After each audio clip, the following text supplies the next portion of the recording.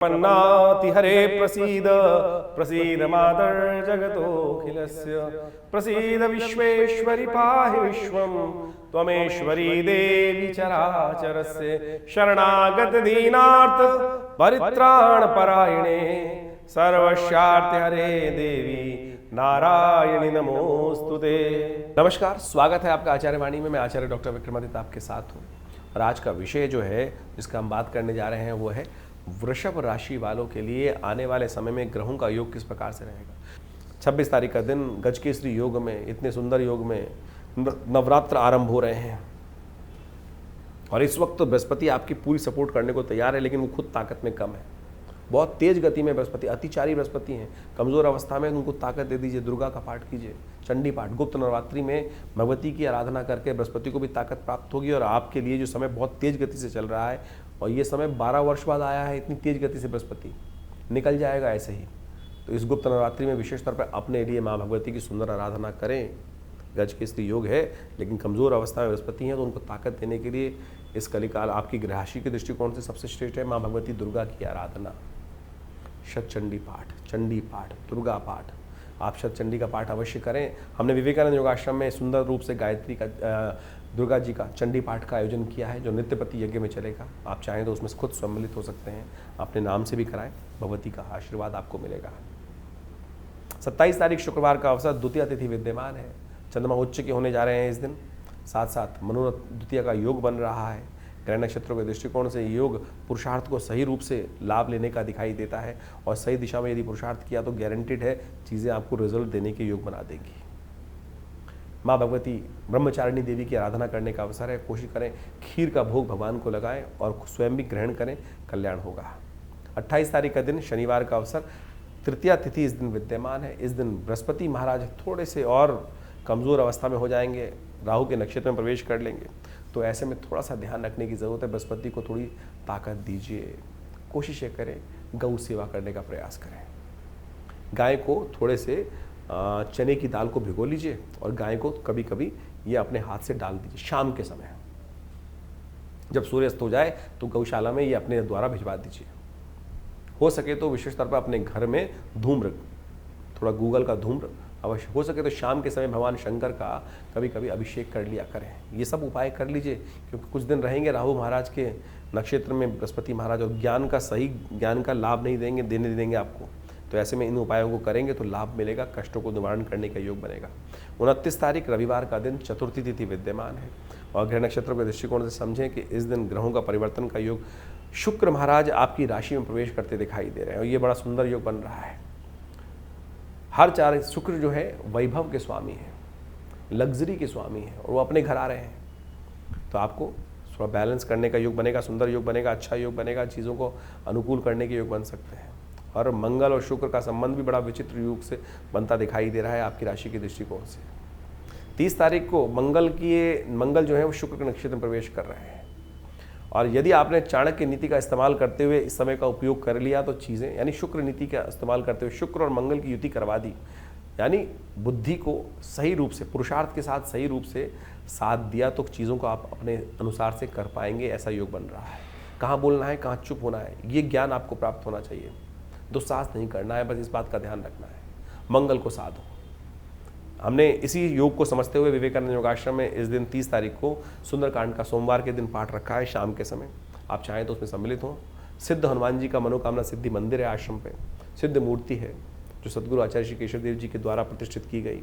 हमने ऐसा प्रभाव देखा है कि जो अपनी मनोकामना सिद्धि के लिए आश्रम में आते हैं, हनुमान जी को चोला चढ़ाते हैं, उनके मनोरथ सिद्ध होने के योग बन जाते हैं। तो आप भी आइए इस दिन यज्ञ में। हनुमान यज्ञ भी रहेगा गुप्त नवरात्र का और साथ साथ सुंदरकांड का पाठ भी रहेगा। माँ की कृपा से कल्याण होगा। तो ये ग्रहों का योगा योग इस आषाढ़ के महीने में जिस तरह चल रहा है आपने समझा।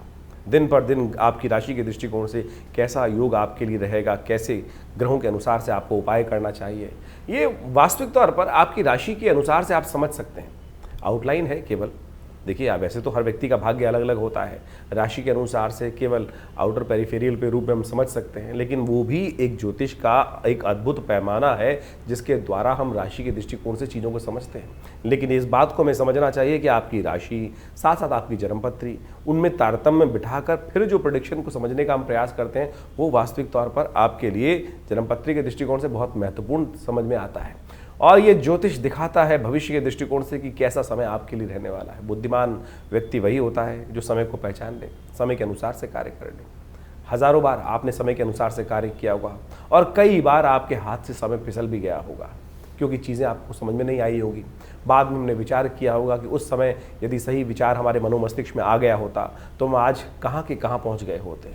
यही है बुद्धिमानी, यही ज्योतिष का नेत्र है, दिव्य नेत्र, जो सही समय पर यदि प्राप्त हो जाए तो चीज़ें आपके किस प्रकार से आपके जीवन में घटित हो सकती हैं। देखिए, बड़े भाग्य मानुष तन पावा, बड़े भाग्य से मनुष्य तन प्राप्त होता है। इसको ऐसे ही केवल भुस में लट मार मार के निकालने की आवश्यकता नहीं है। ज्ञान विज्ञान के उपयोग को अपने जीवन में उतारते हुए, ग्रहों के योगायोग को, दिन पर दिन जो ग्रहों का परिवर्तन है उसको समझते हुए यदि जीवन में हम समय को पहचानते हुए कार्य करेंगे तो जीवन में बहुत तीव्र गति से अपने लक्ष्य की प्राप्ति के निमित्त हम लक्ष्य की तरफ अग्रसित होने के सुंदर कार्य बना सकते हैं। ज्योतिष उसमें एक अद्भुत रूप से लाभ भी दे सकता है समय के अनुसार से। समय समय पर हमने भी अपने चैनल के माध्यम से आपके समक्ष विभिन्न भविष्यवाणियाँ उपस्थित करी हैं। आषाढ़ का महीना जिस प्रकार के योगों को लेकर आया है, षडाष्टक योग, शनि मंगल का योग चल रहा है।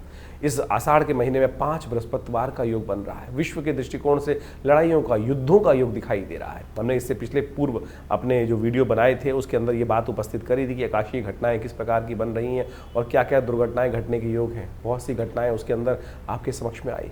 अभी भी जिस प्रकार के योग हैं, षडाष्टक योग लगातार चल रहा है। विश्व में अशांति का वातावरण बनता दिखाई दे रहा है। युद्ध की स्थिति लगातार भयावह होती दिखाई दे रही है, विश्व में चल रहा है। लोग कह रहे हैं कि ये स्थिति आगे आने वाले विश्व युद्ध की तरफ अग्रसित हो रही है। बिल्कुल सही दिखाई देता है, अभी आज जल्दी ही आपको दिखाई देगा। मुहर्रम का जो वर्ष नया मुस्लिम हिजरी संवत के अनुसार से आरंभ हुआ चाहता है, वो साफ साफ दिखा रहा है कि अभी जिस प्रकार से इस्लामिक देशों को अलग अलग छितरा छितरा हम समझते दिखाई दे रहे हैं, आगे आने वाले समय में इनके ग्रहयोग के अनुसार से सब एक होते दिखाई देंगे। और जब ये सब एक होते दिखाई देंगे तो फिर एक पुनः भयावह स्थिति विश्व के दृष्टिकोण से, एक युद्ध के दृष्टिकोण से सामने आती दिखाई देगी। तो यानी इन समस्त ग्रहों को हमें अच्छे से समझना चाहिए और उसके अनुसार से कार्य यदि जीवन में करें तो बहुत रूप से चीज़ों को सही रूप से अपने जीवन में शुभ करने के निमित्त ले जा सकते हैं। इसके साथ साथ इस दिनों ग्रहों का जो परिवर्तन का योग चला, चाहे वो मंगल, चाहे वो शुक्र, इन सब ने अपने अपने नक्षत्रों में परिवर्तन किया और कई राशियों में परिवर्तन या कई अवस्थाओं में परिवर्तन हुआ। शुक्र महाराज अपने सुंदर रूप से अपनी राशि में आ गए। मंगल वहीं इन दिनों अपने राशि के दृष्टिकोण नक्षत्र में परिवर्तित करते हुए शुक्र के नक्षत्र में ही प्रवेश कर चुके हैं। तो ऐसे में इन सब का प्रभाव जो होने वाला है, ये सब आपको हमने समय समय पर बताने का प्रयास करते हैं, आपको समझ में भी आएगा। बहुत सारे लोग हैं जो तथाकथित तौर पर कई बार हमारे मनोमस्तिष्क में विडंबनाएं उत्पन्न करने का प्रयास करते हैं। हमारे ज्ञान पर भी कई बार लोग प्रश्न उपस्थित करने का प्रयास करते हैं। आपने जो कार्य जीवन में किया है उस पर भी आपके आसपास के लोग कई बार प्रश्न चिन्ह खड़ा कर देते हैं। उनके चक्करों में न फंसे। अपने शुद्ध ज्ञान को, अपने शुद्ध भारतीय संस्कृति के शुद्ध इस ज्ञान को, ज्योतिष विज्ञान को अपने जीवन में लाभ के निमित्त उपयोग करने से आपको लाभ ही मिलेगा। हमारे पूर्वज इससे अनेक प्रकार से लाभ लेते आए हैं और हम यदि सही समय पर अपने समय को पहचान लें तो सही रूप से अच्छे लाभ ले सकते हैं। आषाढ़ का महीना विशेष तौर पर गुप्त नवरात्रि का काल भी होता है। वर्षा ऋतु आरंभ हो जाती है। ऐसे में वर्षा ऋतु के अनुसार से कभी आकाश में बादल छा जाते हैं और कभी सूर्य निकल कर सामने आ जाता है। तो ऐसे में कई बार जीवन में ग्रहों जो स्थिति होती है ऐसी होती है, कभी बहुत बढ़िया से चल रहा है और कभी कभी ऐसा दिखाई देता है कि असमंजस की स्थिति हो जाती है। ऐसे में गुरु पूर्णिमा का पदार्पण होता है आषाढ़ के महीने में। ऐसे में नवरात्र, भगवती की आराधना करने के सुंदर योग भी गुप्त नवरात्रि के रूप में उपस्थित होते हैं।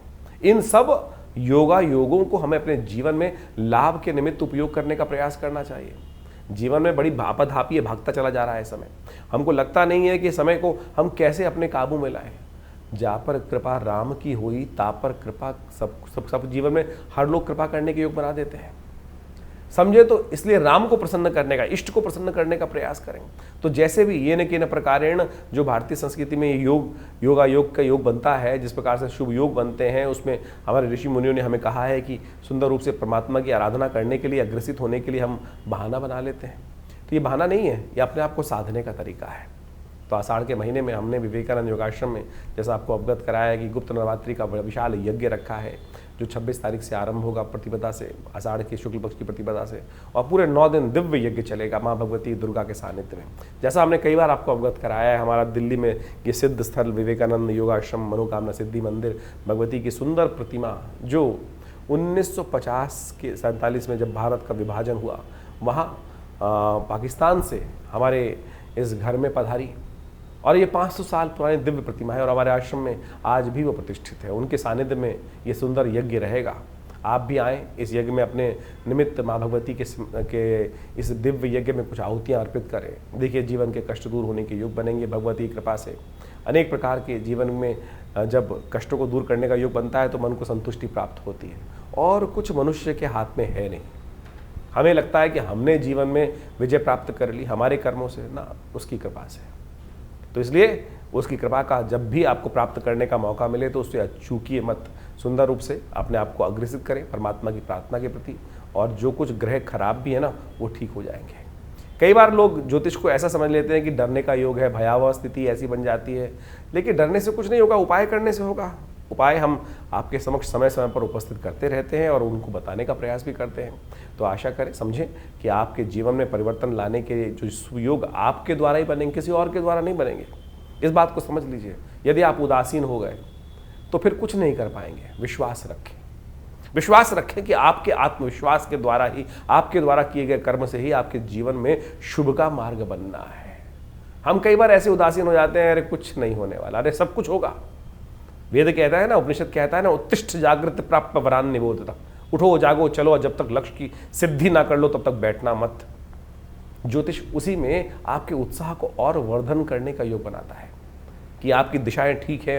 यदि एक थोड़ी सी रुकावट आ रही है, इसको मैं अपने ये किसी भी प्रकार से भगवान की प्रार्थना या कुछ उपाय करके ठीक कर लूँ, तो बिल्कुल उन रास्ते की जो रुकावटें हैं, हिंड्रेंसेस हैं, उनको साइडलाइन करके उनसे बच के आगे निकल जाऊँगा। देखिए, देखने का तरीका है, नज़रिया का तरीका है। हम उस नज़रिए को आपके समक्ष रखने का प्रयास करते हैं और आशा करते हैं आप सही रूप से इन चीज़ों को समझकर अपने जीवन में शुभ की तरफ अग्रसित करने के योग बनाएंगे। और हमारा ये आश्रम विवेकानंद योग आश्रम हमेशा आपके साथ बहुत सारे वीडियोज़ को, बहुत सारे कार्यक्रमों को साझा करता रहता है। आइए विवेकानंद योग आश्रम में जुड़िए इन कार्यक्रमों के साथ और अपनी संस्कृति के सही रूप को पहचानने का प्रयास करेंगे तो अच्छा रहेगा।